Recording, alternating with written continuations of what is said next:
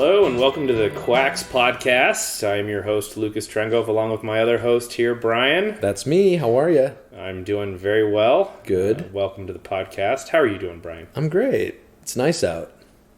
Yeah, it's pretty windy here in Phoenix, Arizona. The weather's starting to get a little bit hotter, but... the wind makes it more bearable for sure. Definitely. Like it. Kite flying. We're going to go fly a kite after this, so... Yeah, no, we're not. Anything new? As I get arrested in front of your house flying a paper bag with a shoelace. And he called the cops on me. You wouldn't get arrested. You'd just get shot by one of my neighbors. No. Okay, well, so let's dive into it. What's going on? Yeah, so we're going to get into a little bit of a weird subject this week. It's something that I think some people have very strong opinions on, or they don't know, but for me, it's a really personal issue that I have a good story about, and it's really been a big part of my life for since my mid-20s. I'm in my early 30s now. So I'm going to tell a personal story. It radically changed my life in the mid-20s. Wow, the anticipation is building. I'm like, what? What's going on? Yeah. So just to give you a little bit of background, I grew up playing a lot of video games and spending a large amount of time on the computer. Amen. I played tons of EverQuest. You know, as a teenager, I did Counter-Strike. I even got into day trading in my late teens and early 20s. So what I'm basically saying is I have been a computer nerd for a long time. Yes. And most of that time, I have been a pretty poor sleeper. Really, for most of my life, I've been a pretty poor sleeper. And this became particularly bad in my late 20s, which is what this story is about. Uh-oh. So in my late 20s, my health really crashed. I gained a lot of weight. I didn't have energy to do anything. I lost a lot of friends because I didn't go out or do anything. Right. I couldn't exercise without suffering horrible insomnia. And it was a really bad time. Wow, so it did the opposite of what it's actually supposed to wear you out so you can sleep better. Yeah, the thing about exercise is you need glycogen for your body to burn when you're exercising. And if you don't have any glycogen, then your body will use stress hormones to break down your muscles as fuel. And those stress hormones can definitely keep you up. Yeah, well, that's why I drink glycogen and tonic. Oh, jeez. Just stop. Sorry, that was my one dad joke right. Of the episode. Got it out of the way, guys. Sorry. And this was all kind of precipitated by a very stressful physical retail job. And I was doing rigorous exercise as well. I was swimming a mile a day after 9 hours of stocking and just doing really rigorous work. So I was burning the candle at both ends, and the candle was burning me.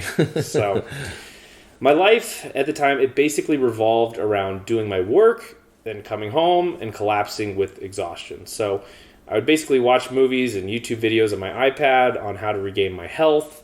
I did not have any energy for a podcast. I didn't have much energy for anything. And like I said, I was sensitive to exercise, and just like walking too much would give me horrible insomnia. Were you worried? Were you concerned at this point? I was very worried and concerned. I mean, I was... What steps were you taking? Well, you'll see. I mean... Not only that, I had gained all this weight, and so people were telling me, you should exercise, but I couldn't exercise without, being up for most of the night. Yeah, what are you guys trying to say? Now, I mean, I lived in my apartment, basically, so I was getting by, and the business I was working for was growing, and I was doing good work, so I had all these issues, but I felt like I was making progress. Right. And around 2016, this started to change. It kind of came on slowly, but my insomnia started to become worse around March of that year. So I would sleep for about 8 hours a night, then the next night I might get 4 hours, and that cycle would kind of repeat itself. Mm-hmm. But it started getting to the point where I would sleep 8 hours, and then I would maybe not sleep at all the next night, or I would sleep 2 hours. What? And then I would kind of catch up and get 8 or 9 hours the next night. Dude. I know. It was getting really bad, and I started to have days where literally I could do nothing. I was useless. I couldn't think. I was just exhausted. I hadn't slept the whole last night. I mean, thankfully, my schedule was flexible, so I would switch things around and try and work after days where I got at least 6 hours the previous night, but I was getting super stressed and super strung out. I was drinking more and more coffee. I was taking other types of supplements that were very stimulative. I became impulsive, fidgety. I couldn't stay still, and I would make these to-do lists like compulsively. Yes. So you just wanted that meth experience without the meth. Yeah, I was basically on cocaine somehow. And I was still built with lethargy. Yeah. It was physically and scientifically impossible. And I was still gaining weight too, like little by little each month. And for those, who have never experienced insomnia, it is one of the most brutal tortures you can really go through. I know it well. Yes. Lying in bed, staring at the ceiling, praying to sleep and to relax. Really, unless you've been there, it's hard to express how hopeless you begin to feel. That counting down of how much time do I have before I have to go to work, or do I have to get up and actually be functional, is terrible. So, definitely terrible. I started to think, basically, that I wouldn't make it. Like, I was thinking, I'm not going to be able to sleep, I'm not going to be able to work, and they were just going to drug me up. The doctors weren't going to know what was wrong with me, throw a lot of drugs at me. I was going to go to the mental asylum, and I would be a statistic, and I get swept under the rug. Oh my God. But thankfully, thank God, something happened that changed everything and opened my eyes to what was happening. And that was a cruise to Alaska. So, wow. If you've never been, it's beautiful. I have been. My sister lives in Alaska. Oh, really? She does. Where? Anchorage. Okay, so the main place. Nice. Yeah, the big city of like 30,000 or whatever. Nice. Yeah. I don't remember what it is. If you've never been on an Alaskan cruise, it's just wonderful. I didn't do the cruise. Okay, so back to your cruise story. Yeah, on the cruise, I slept pretty well, actually. It was kind of summertime, so the days are long, and so that light kind of like messes you up a little bit on sleeping. But for the most part, I slept right, and I was really thankful that this cruise occurred, because it really woke me up. So when I came back from the cruise, that very night that I came back, I didn't sleep at all. I just laid there, and I totally did not get it at all, because I had been tinkering with supplements of all kinds. I had been doing different foods. I've been doing different colored light bulbs. I was trying everything. Feng shui. That's right. Maybe my bed needs to be at an angle. A red door is a must. You name it. I had tried it for insomnia, and I just had this good week of sleep on the ship, and now I get back, I can't sleep, and I'm totally flabbergasted. Oh. And let me tell you. That's the worst kind of gasted to be. Oh, yeah. So with insomnia, you have a lot of time to kind of think about your life decisions. And so around 3 a.m., as I'm tossing and turning in agony, this memory pops into my head. And a few months before, as I was heading into my apartment, my neighbor Karen, who lived on the lower floor, she always smoked on her patio, and she said to me, "Hey, you got a new meter." And she meant that they had installed a new power meter for my apartment. And a smart meter? Well, I'm going to get to that. Oh. I don't know why I remembered this memory. I don't know why it popped into my head at 3 a.m. I don't know if it was my intuition, if it was God. I'm not sure. Right. But it just popped in. And something clicked. So I got up from my bed, and I put my clothes on. I grabbed my flashlight. It was like 3 a.m. Right. And I headed outside to the back of my apartment. And sure enough, there were 11 new, shiny smart meters right behind my kitchen, about 30 feet from where I was sleeping. That many of them for the 11, entire complex? Because it's an apartment, and so that was 11 apartments, in Each my little meter. wing Right. or whatever. And you had the bundle right I near had you. the bundle right there. And so I called my mom. I said, "Mom, I think there's something wrong with my apartment." And she said, "All right, that's fine. Come over and sleep at my place." So I went over there, instantly fell asleep at her house. Oh, my God. And when I woke up, I started reading about smart meters and EMR or EMF, whatever you want to call it. And the pieces of the puzzle kind of started to come together. Well, tell people what EMR means. So EMR stands for electromagnetic radiation, or electromagnetic frequency. And online, there are countless accounts of people being exposed to smart meters who had gone through some of the same ordeal. They had problems sleeping, problems focusing, headaches, declining metabolism, weight gain, ringing in your ears. The list just went on and on. And thankfully, I had not gotten to some of the extremes that these people got to. I mean, some of them were on all kinds of drugs, antidepressants. They had tons of tests trying to find out what was wrong with them over and over. In the same over complex? Again. No, just in general. This okay. is from people online that I was reading about. Okay. Yeah.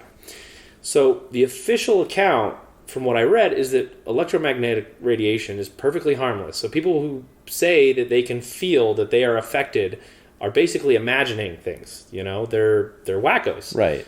And the overwhelming evidence from the scientific studies that they will tell you is that EMR has not been shown to harm humans unless the intensity is at a much, much higher level than what we're exposed to. That's saying that all people are the same and we're all going to take things in the same way. Yes, and you'll find some interesting things about that research. And basically, if you'd asked me a few months before, I would have agreed with all this too. I would have said, yeah, those guys are tinfoil hat wearing and they're a little off. I mean, you work retail, you run into these people, right? Right. They're like, well, what you need is you need to tape some crystals to your brain and then you'll be fine. But then you came to Mecca. Yeah. But then, I had this experience with this brutal insomnia to contend with. And, when your body says listen, you listen. So I ordered what's called an electrosmog meter to measure my apartment. Of course. And in the meantime, I slept at my mom's house. I slept fine, no problems at all. Just instantly you can sleep there. Yeah, there was no issue whatsoever. No problem. Yeah. And so when the That's meter... pretty much the only test that you really need. Right? I mean, it was very telling. That's so crazy. But I still was questioning it because I thought, well, maybe I have mold, or maybe something else is going on in my apartment. Whatever. I don't know. Yeah. Something. So when the meter came, I tested my apartment, and my worst fears were realized. The EMR in my apartment was off the charts, and especially in the spot I was sleeping. Oh my God. And so after measuring, and I had 6 months left on my lease too. It was not great. Yeah, because that's not an easy one to fight. I got to get out of here from the EMR. Oh, I know. And when I called my landlord to tell, they just installed these smart meters. She was a hippie. She lived in Hawaii. She says, you need to get crystals that are shaped like pyramids and put them in your apartment, and that will help. And I was pretty sure that wasn't going to help. Yes. So after I measured the whole place, I found a corner in one room that was lower than everywhere else. And so I moved my bed there, and I actually just lived in that spot. Like a little crawl space? Well, no, I mean, it wasn't it was open. It was an open room. Right. But that corner was the low spot. And so I just lived in that spot for the next 6 months. Oh my God. But I started sleeping. I mean, I was still a light sleeper, but my insomnia went way down. You slept in NASA pajamas, but yeah, you slept. You slept. Wow, dude. So it is real. So that's just like Chuck in Better Call Saul, if you've seen that. I've not. Okay, he was afflicted by that as well. Really? Yes. It was on but it drove him over the edge, yes. Well, it does that to people. I've heard of stories of people who basically they don't know what's happening, they become a bum, and they die. I mean, He committed suicide, essentially. Yeah, that's happened. I read accounts of people, and that's happened. It's insane. So I found online there's this group of people called EMR-sensitive people, and most people are fine with like a Wi-Fi router or a cell phone or a smart meter on the house. They notice very little. But there is a certain group of people who become sensitive to these things, and usually this happens when they are exposed to a large amount of EMR. So in my case, it was the 11 smart meters so close to where I slept. That sensitized me. I mean, I'm sure the years of staring at an iPad and doesn't help. That didn't help, but before that, it was the intense exposure that kind of put me over that bodily limit. And other people, they had cell towers installed close to where they lived, or they worked in an airport for a long time. How confounding, though, when you think that you're looking at every single angle to possibly... That's not something that enters into your mind. Oh, maybe there's smart meters. For most people, now it's becoming more prevalent to look into those sort of things, but it's kind of irrefutable that people are having these issues with this and they're being affected in this way. I mean, when you see so many people talking about it, that's why I'm like, how come they're not taking better measures to prevent this sort of thing? Definitely. What can be done? Yes, and we will get into that. That's what we're going to do is we're going to give you the evidence in the show. And it might split into 2 episodes. We're going to give you the evidence of like what it says, what the evidence actually says, and then we're going to also give you ways if you think you're under bombardment to combat it. So I love this. Yeah, it was nuts. A lot of people, this happened to them the same way it happened to me. They had a bunch of smart meters installed, or a bay of smart meters installed by where they lived, and they just went insane, and they either figured it out or got sick and moved or whatever. Yeah, my ex-wife, it actually used to cause us a lot of problems because she used to always say, I'm just sensitive to frequencies. And I was like, oh my gosh. Is this why she's your ex-wife? Yes, the frequencies. It was mentioned in the paperwork. But no. But then I came around to seeing it when I would hear more people would talk about it. And this is in California, so they were starting to post up, could be this area, could cause problems if you have a pacemaker or whatever. Yeah. So, yeah, I was exposed to it early on, and then I found myself apologizing when I saw more credence to it. Yeah. So what I call EMR is I say that it is insidious in its effect because most people don't notice it, and its effects are subtle, but they're cumulative. So there's people who are sensitive to it like me, but it does affect everybody. And what EMR will do over time is it damages your metabolism. And you don't notice it at first. You just kind of become a little bit lazier. You come home from work, and instead of like studying up on some opportunity to get yourself out of that 9 to 5, you just watch Netflix, or instead of going out with your friends. I mean, that was a big one for me. I just stopped going out with friends. You just watch YouTube. Yes. You gain weight. It becomes harder to go to the gym. It becomes harder to sleep. You might lose some weight here and there, but it just becomes harder to keep that weight off. And it starts to get to the point where maybe you feel like you can barely eat anything just to stay the same weight, and it's all going to your belly. Very weird. Yeah, this is what happens to people. Because it's probably affecting your thyroid and other glandular activity as well. And a lot of times people will tell you, well, you're just getting older, which... But you were in your 20s still. I know, right? You shouldn't be... The funny thing is if you... This is why it's insidious. Insidious means that it comes on, it's defined in the dictionary as it's developing so gradually as to be well established before becoming apparent. So you just think you're getting older. Oh, I'm just slowing down a little bit. I'm working too hard. I'm stressed a little bit. Right. But people aren't supposed to be pre-diabetic. They're not supposed to go from normal to pre-diabetic within 5 years. Right. And they're not supposed to be aging that quickly. If you look at our grandparents, many of them were like full of health in their 50s, and only in their 60s and later is when they really started to slow down. So you're not supposed to be pre-diabetic, lethargic, obese in your 30s. Right. Especially if you're not eating very much. Yeah. That's the craziest. Well, and that's the thing is it snowballs. It gets worse and worse and worse. So I know countless people out there are just getting sicker over time. And they have every explanation, but they are not the correct ones. Right. Yeah.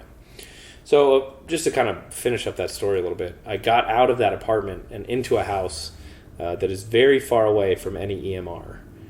And I don't use any Wi-Fi.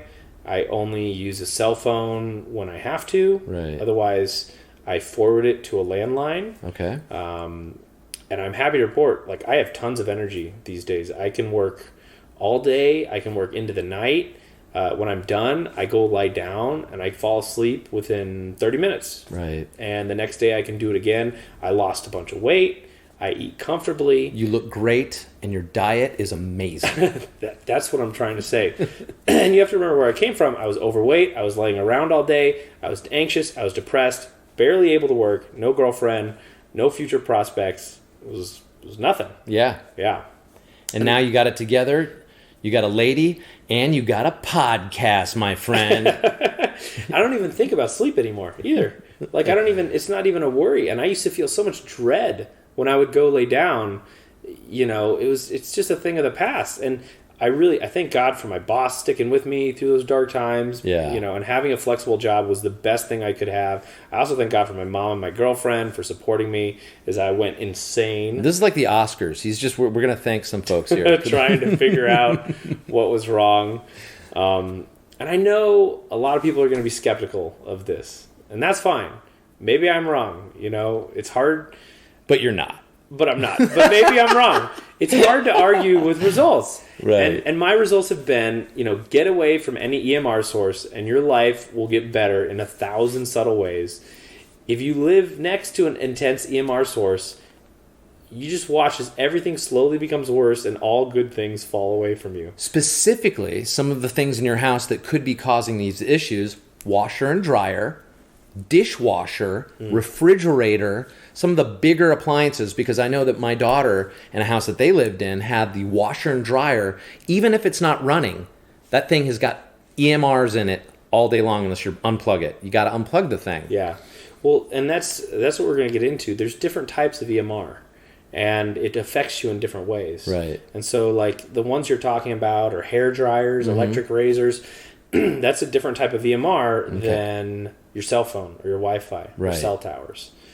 So I notice when I don't turn off the Wi-Fi unit at night, it is in the room next to me. I wake up the next day, I go, God, I really didn't sleep well. I had weird dreams. I had weird stuff going on. It was in and out. I couldn't. Lo and behold, I didn't turn the Wi-Fi unit off. So, and I used to think it was superstitious, but it is 100% factual, and because I don't realize it until the next day. Yeah. So I'm with you, bud. Yeah. So that's the story. We're going to get into some studies and some science and what you can do about EMR in your own home and environment. Jeremy Johnson, he did a TED Talk on EMR, and he has a great website with a plethora of research. A plethora of research. And so we're going to put that in the show notes so maybe you can watch it and check it out. And then I think we're going to wrap this episode up, and then we'll dive into like the research and what you can do about it and how do you know it's affecting you and all that other stuff. We're going to dive into that next time. Because this was the prologue of all prologues, to gear you up for what you can do to combat EMF. Yeah, and I just want to say we're going to get into the science of it. I love it. We're not hippies. We're not going to talk about you need to have a salt lamp and then all of your problems are... Well, let's not throw the baby out with the bathwater. I mean, salt lamps are nice. I got some around here. Right. But we're not going to be hippies about it and just say get back in nature. Speak for yourself. All right. You get to be a hippie. I'm not going to be a hippie. No, we're going to take it from a very logical standpoint, for sure. Cool. All right. Well, thanks for being here, Brian. Thank you for having me here. Yeah. Be well. Be well.